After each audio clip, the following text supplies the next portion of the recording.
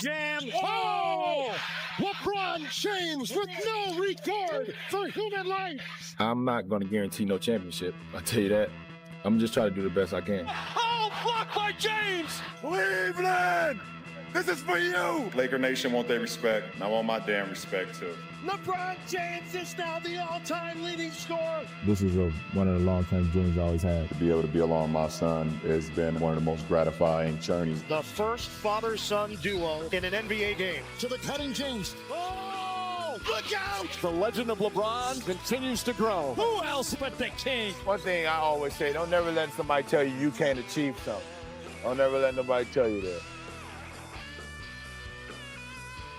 A record 23rd year with plenty of milestones left on the board here for LeBron James. He's just 2 3-pointers away from passing Reggie Miller for 6th all-time. LeBron can also move into the top 3 in assists this year, 508 from moving past Jason Kidd. And he can also become the all-time leader in made field goals. He's 350 away from passing Kareem and also games played. 50 away from passing Robert Parrish for that all-time mark. And so for a little bit more on LeBron James, I'd like to bring in our reporter covering the Lakers, Dave McMenamin, who's out at their practice facility right now. Dave, we know that LeBron, he didn't participate in yesterday's practice or the opening day of training camp, really, and we didn't hear from him after that. What more can you tell us about the plan for him for when we can expect him to be out there with his teammates?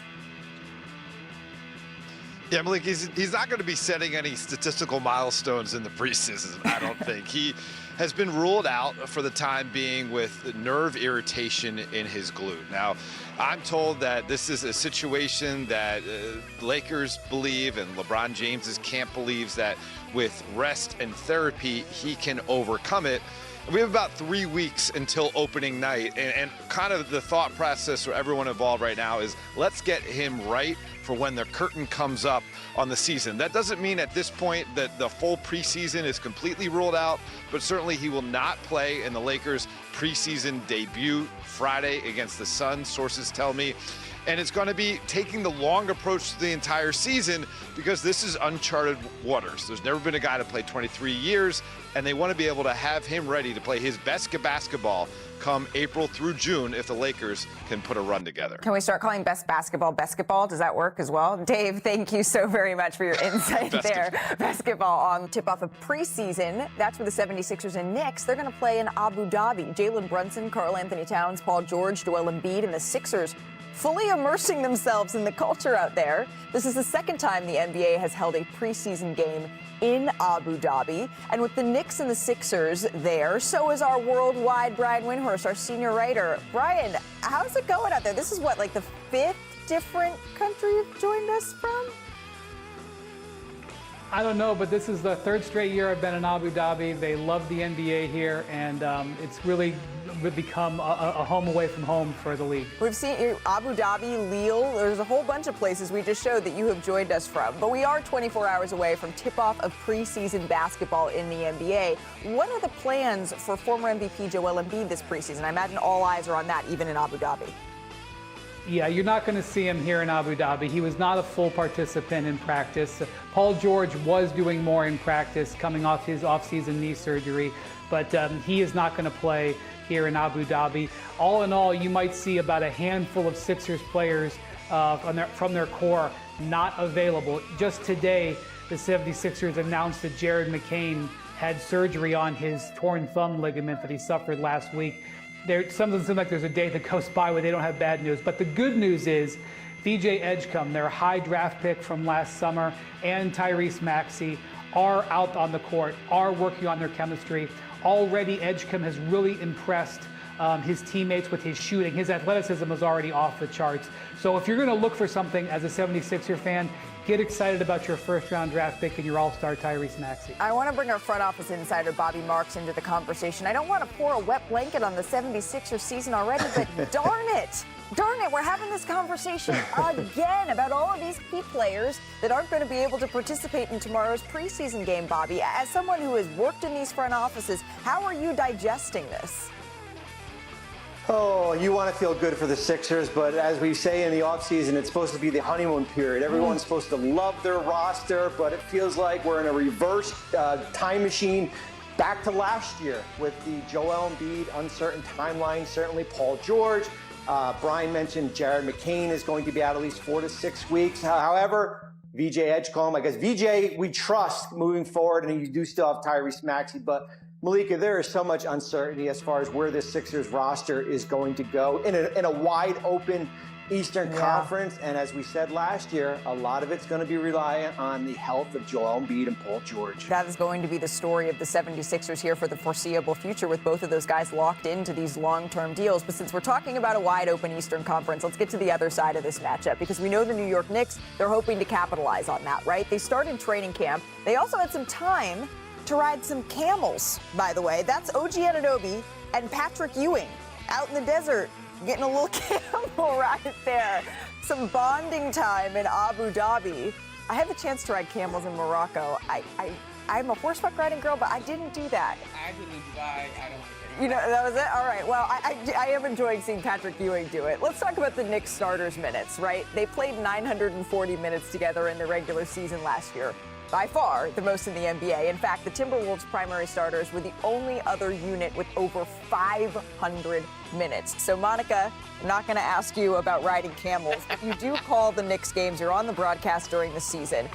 Your biggest question for New York, knowing their lofty goals for this year, is what? Yeah, I just want to see what a Mike Brown system looks like, honestly, right? You just mentioned the minutes. I mean, that was certainly something that was signature to this team last season.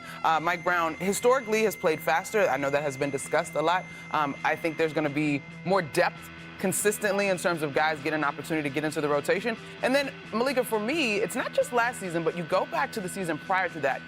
This team's defensive identity is one that I'm looking forward to seeing how it evolves, because even if you go back the last 2 seasons, there's quite the juxtaposition in those 2 seasons as well, but they still were able to have a tremendous amount of success. Yeah, that's a good point. You might say Mike Brown, a huge off-season addition when you're looking at a New York Knicks team that largely brought back that same roster.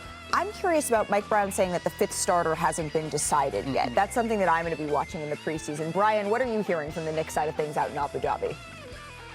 First off, let me tell you how much the Knicks enjoyed their desert experience last night. They were all talking about it. They've all, that is something that they don't normally start the season off of. They really enjoyed it.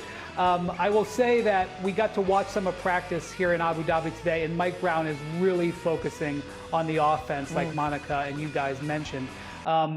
Showing them extra film before the practice started, going over their offensive systems. They really want to have a more dynamic offense this year that doesn't rely as much on Jalen Brunson. That is not anything against Brunson. They're just wanting to play for a long season. And look, part of the reason he got this job was that he told the Knicks front office he was going to play his bench more. He said, get me more bench depth. I will play that bench. That is what they intend to do. Gerson Yabusele was here today, one of their big offseason pickups. He's playing against his former team in the 76ers. Jordan Clarkson out on the court today at practice. Another guy they want to play, Malcolm Brogdon, a guy expected to be part of the rotation, also playing out here. So they are healthy, and they are going to use that depth from day one starting tomorrow.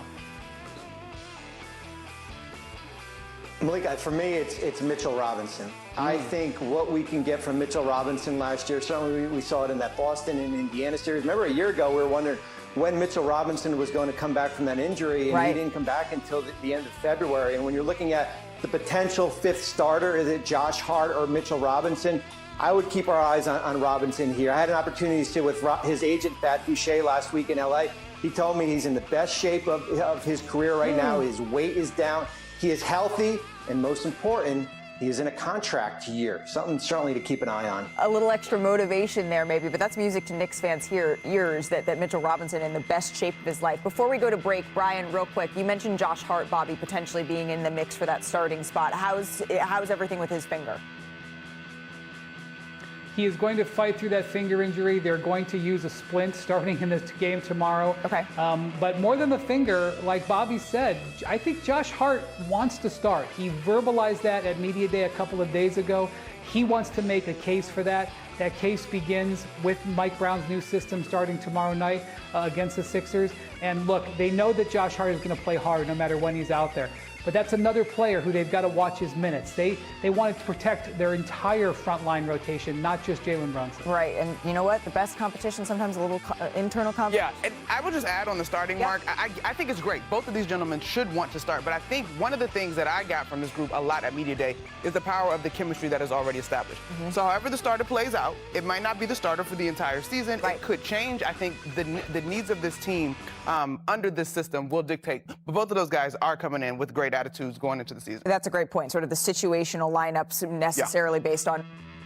Jimmy coming on this team, it changed the life of this team. Y'all know who he is. Jimmy Buckets. He's a superstar. The franchise changing. Winning's always good. Winning makes chemistry look even better. Butler back to Curry. He'll fire again. He got another one. Help is officially on the way for Steph, Jimmy, and the Golden State Warriors. Restricted free agent Jonathan Kuminga has agreed to a 2-year, $48.5 million deal to return to the Golden State Warriors. This was first reported by our senior insider, Shams Charania. Now, Kuminga, he missed Media Day on Monday and the first day of Warriors practice on Tuesday as the sides finalized this deal. So let's bring in the man who broke the news, our very own Shams. Shams, this has been a long summer of a stalemate back and forth between these two sides. How did they finally come to this agreement? Malika, the Warriors moved up a few millions of dollars, at least in the last few weeks of these negotiations. But the bottom line was that Jonathan Kuminga did not want to go through with the qualifying offer, and the Warriors didn't want him to go through with it either. And Jonathan Kuminga pushed for a player option throughout the summer. These sides were at a stalemate. The Warriors never budged. They stayed with their team option deal. So Kuminga here chooses a 2-year framework instead of the 3-year, $75 million deal with a team option because he feels it gives him more control. But Malika, the reality is both sides understand that trade talks are inevitable as soon as Kuminga is eligible to be moved in mid-January. And so I compared this to a divorce before sides staying together for the kids. And they're going to put their best foot forward, but this has the makings of a tenuous and potentially tumultuous relationship even as they start off here in the next few weeks. What a metaphor. So we're kind of in mediation right now if we're going with that divorce metaphor here ahead of that January 15th eligibility for Jonathan Kuminga to be traded. But Shams, you report that Kuminga and the Golden State Warriors agree to this deal. All right, I get that notification. And then I get like 6 more back to back to back. It unlocked the floodgates here for the Golden State Warriors. How different does the roster look now? Malika, in the span of 48 hours, the Warriors have essentially rounded out their entire 15-man roster. Jonathan Kuminga, Al Horford, DeAnthony Melton, Gary Payton II, Will Richard, and their 15th man this season will be Seth Curry. I'm told the Warriors signed him to a 1-year deal. Seth Curry and Steph Curry will be on the floor together this season as teammates. They'll be the 23rd set of brothers to play together on the same team in NBA history. There will be some cap machinations related to Seth Curry in the coming weeks, in the coming month. But for all intents and purposes, he will be on this roster as the 15th man. Him and Steph Curry will be on the floor together throughout this season. I love that. I just love a story of two brothers being able to come together. We know at this point in Steph Curry's career, you've won a bunch of championships, league MVPs, finals MVPs. Being able to play with your brother, that's something that is incredibly special. Shams, thank you very much for that insight here on the Golden State Warriors. So as Shams mentioned, this is how the Warriors roster looks now that it seems to be locked in here for training camp. And this is how their depth chart, it will likely look heading into the regular season here. As of course, they have a couple of injuries and things through the preseason, but this is how we expect it to look heading into the regular season. So Brian Windhorst, it took a while, but now the Warriors, they have made their moves. What do you make of the Warriors offseason, and what do folks around the league say? Well, this is a team that finished last season very strongly. They got sidetracked in the playoffs when Steph had suffered a hamstring injury. They still believe if that hadn't happened, they might have been able to make it to the Western Conference Finals. They want to now try to build on that success, and getting Kuminga in the fold is important. The one area where this team was really vulnerable last year was in the big man position. Even though they had success playing small, they weren't able to match up at times with other people's size. And that's why going out and getting Al Horford was important. I know he just signed, but he's been committed to the Warriors for months. That was a major offseason priority for them. And so he is going to bring championship experience and versatility, which will fit on this roster very well. that is as much of a pickup for them as making sure Kuminga was on a contract that was comfortable for them to have maneuverability in the future. All right, let's talk about this Kuminga contract a little bit here, Bobby, because I know everyone watching at home is saying, all right, we've been hearing about this back and forth for months and months now. What does this actually mean now that Kuminga is signed? We're hearing that potentially he could be on the move again. It sounds like this is a contract that he made betting on himself. Am I reading that correctly? No, you're right. I mean, let's put yourself in the shoes of Mike Dunleavy Jr., the GM in Golden State. 24 hours ago, he was looking at a roster or salary cap ledger of 3 players, Stephen Curry, Draymond Green, and Jimmy Butler, making 75% of the salary cap. Malika, they had no players on their roster outside of those 3 players making $12 million. Now, when you take Kuminga at that $22.5 million, that gives you a big tradable contract come January 15th when he's eligible to go out and make a deal. Remember, a year ago, they went out and got Jimmy Butler. The reason why they got Jimmy Butler was because of Kyle Anderson and Andrew Wiggins and Dennis Schroeder. 22.5 is a lot better than $8 million, which would have been that qualifying offer. Yeah, that's really important. In the modern NBA, that just north of $20 million contract, it is a lot easier to move that sort of contract than if he had been looking at some other deal. So Jonathan Kuminga has agreed to this deal with the Golden State Warriors. We will see how he settles into training camp because the Golden State Warriors, they have goals here. I was just up there. They still believe that they can be in that conversation in a very crowded Western Conference. But before we pivot off Golden State, did you guys see this? How starstruck the Warriors rookies were on Dub's Media Day? He wants to take a picture. I'm a glasses. He wants to take a picture with you. No, he wants to take a picture. Hey, wait until you were done. He wants to take a picture with you. This guy right here. I was waiting. Wants to take a picture. Could you go take the picture? Hey, look. There you go. Take the picture. You gotta come in and look at property. Yeah. All right. What the stuff is? He wasn't ready. Hey, I was delaying. He wasn't ready.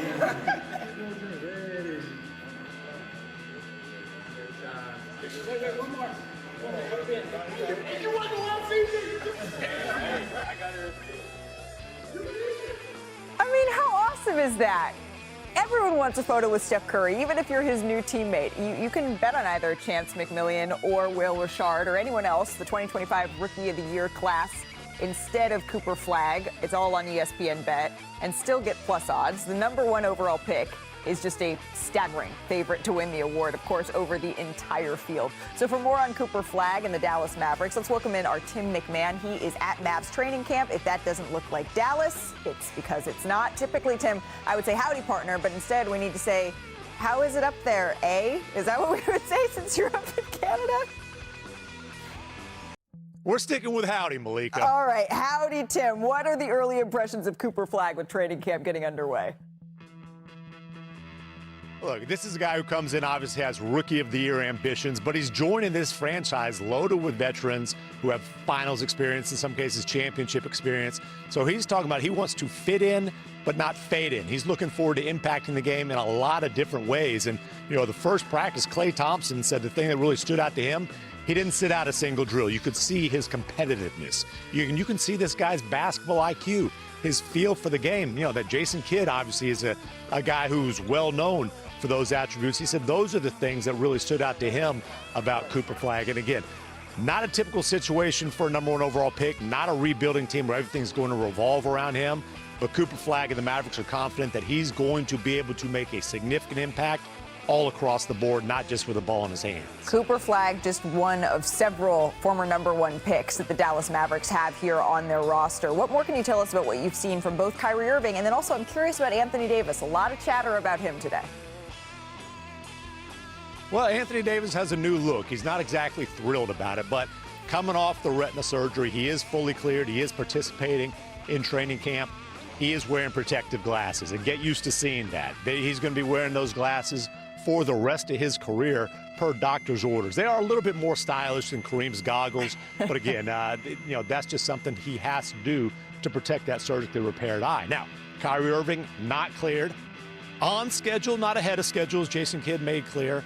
But we got to see some of his progress. He's not practicing, but after practice, working with the new Mavs assistant coach, Phil Handy, who Kyrie has a relationship with going back to their time together in Cleveland. And it wasn't just standstill shooting. You know, he's doing some things off the pivot, some one-dribble moves. You know, Kyrie's a ways away from actually being able to scrimmage, you know, much less to play in games. But he's upbeat, and, you know, you can see the progress that he's made coming back off of that torn ACL that he suffered in March last season. We're all going to listen to Jason Kidd, and we're not going to get too excited every single time we see a new video of Kyrie Irving back on the floor. But as he reminded us, he has started to think about his basketball mortality, so I know we're all looking forward to seeing him back on the floor as soon as he is able to do so. Tim McMahon, we will continue to check in with you. They enter the season as the East favorites at plus 225. The Knicks right on their heels at plus 280. So for more on Cleveland, let's send it out to the Hall of Famer Mark Spears, who is at Cavaliers training camp for the first edition of Basketball Diaries with Donovan Mitchell, which will roll out all season on Anscape and ESPN. Thank you, Malika. We're at IMG Academy in Sarasota, Florida, where the Cavs are embarked in the second day of training camp. Talked to Donovan Mitchell yesterday, and it was really tough for him talking about last season, in which the Cavaliers went from having the best record in the Eastern Conference to losing in the second round of the playoffs. We know a lot of pressure is on the face of the franchise, Donovan Mitchell, and this is what he had to say about that. Naturally, that just comes with the job description, I feel like, you know, and welcome that. You know, I feel like for me, and you've known me, like I train at a level to trust in my game and to trust, like, hey, this is who I'm going to be. And also mentally, you train like, hey, this is what comes with it. That's why I was brought here, you know, to be that leader, to be that guy. And that's just what it is. I mean, we did the steps. Or at least you thought that we did the steps, but that's just part of the journey. Like, now the question is, are we going to do it again and again to get to that point? Ultimately, we're going to be judged by what happens April through June, and it's on us to decide, on us to, you know, lead this group and go out there and change that narrative. If we don't, hey, noise is going to be even louder. And if we do, it's still going to be there regardless. So it doesn't really matter as long as we handle our business. Donovan told me it took him about 3 weeks to get out of the fog of the pain of losing in the second round and not competing for a championship. But he says that this team has gained a lot of experience, is ready to overcome adversity, and he's also motivated by the 2016 Cavaliers championship team. And he sees this parade picture, this mural at their practice facility, and that's given him a lot of motivation for this upcoming season. From Cavs training camp, I'm Mark J. Spears, ESPN Anscape. Mark J. Spears, thank you as always. Mitchell's teams, they've won 65.5% of their regular season games that he has played in. So that gives him the best regular season win percentage, if you like that sort of thing, of any active player who has not reached the conference finals. But is anybody in the NBA facing more pressure than Donovan Mitchell this season? Well, I think that is a question that might call for a tower of power. Shaquille O'Neal is so powerful. That sounds like a job for Wendy's Tower of Power. Oh, that's interesting. I'm palming the ball. Number 5, 4, 3, 2. Number 1. I say it in a voice. Tower of Power. Tower of Power. Starring Brian Windhorst.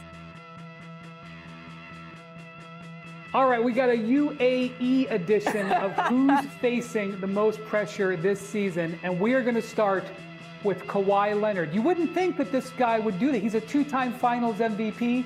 After everything that has come to light over the offseason, whether or not we know where the truth lies, Kawhi is going to have to deliver this season. He finished last year strong.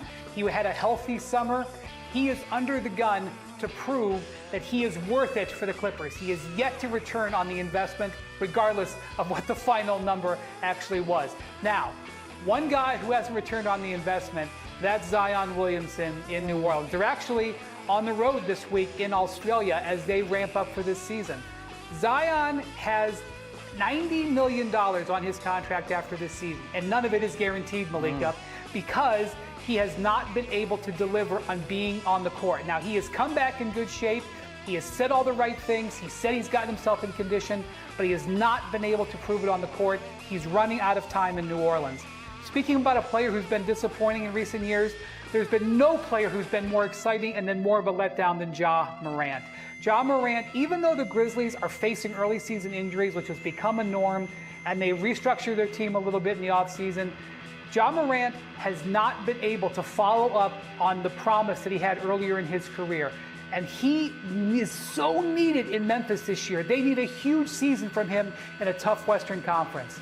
Number 2, who did we just hear about? Donovan Mitchell. Yep. It doesn't seem like it's really his fault. He was a first-team All-NBA player last year, but multiple times now in his career, he's been the number 1 seed in the conference he's played in and not been able to get past the second round.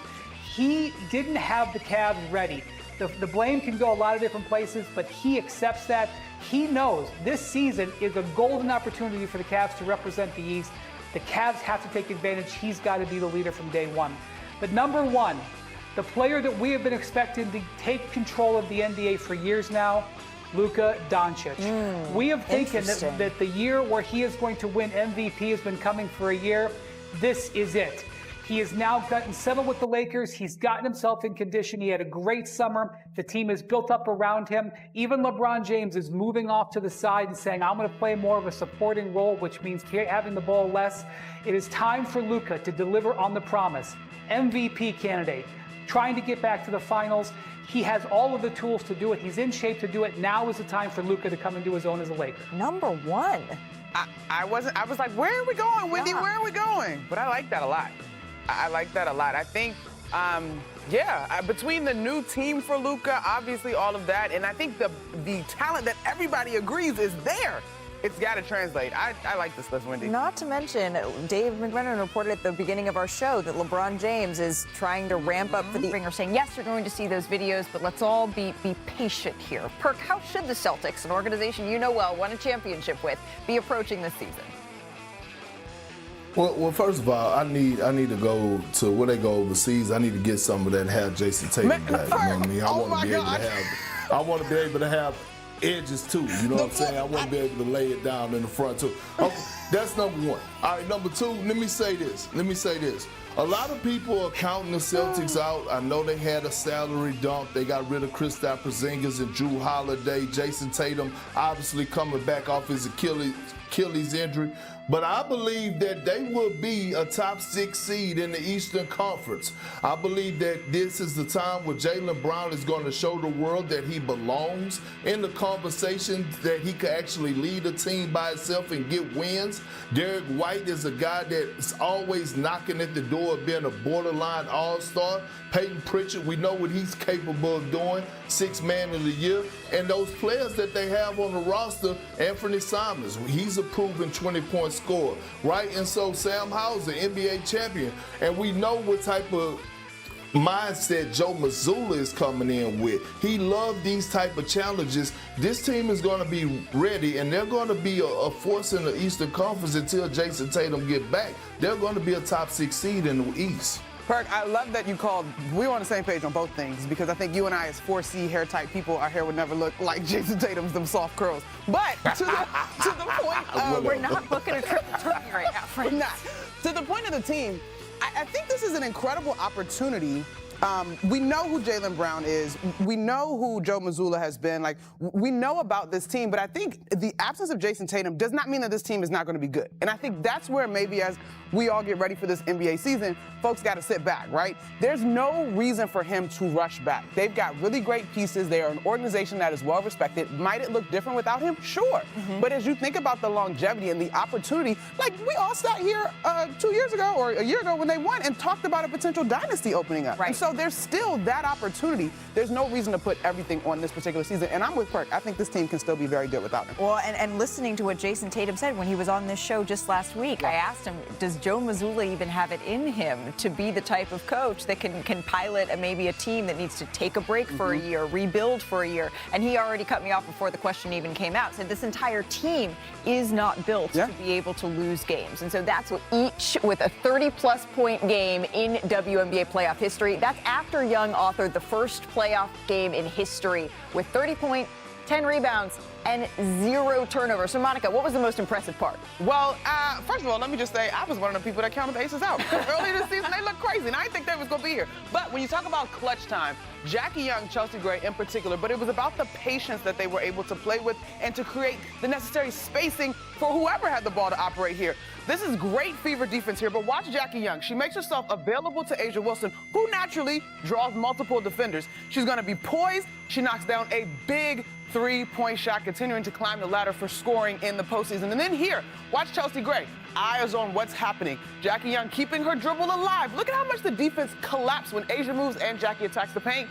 Chelsea Gray, man, as a shooter, it ain't nothing like going to the spot and knowing you in rhythm, okay? She comes to the spot. This is that crazy highlight, Malika, that I was like, what in the world? Like, what is happening? But this was the championship pedigree that you heard Asia talk to Holly about post-game. And when you look at the experience of these two players and how they came up clutch in the fourth quarter and overtime of this Game 5 against an Indiana team that has really cobbled together their season, unfortunately, due to injuries, now we see the Aces move on. They had that burst to get it done in overtime. But, Monica, before we preview the finals here, let's just take a moment to applaud Indiana's season. Got to. The final minutes of overtime really encapsulated their season. Look at all the players that were unavailable heading into overtime after Kelsey Mitchell left with severe dehydration and Aaliyah Boston fouled out. This team took so many hits, and some way, somehow, they kept finding a way. Here's Stephanie White on the resiliency of her squad.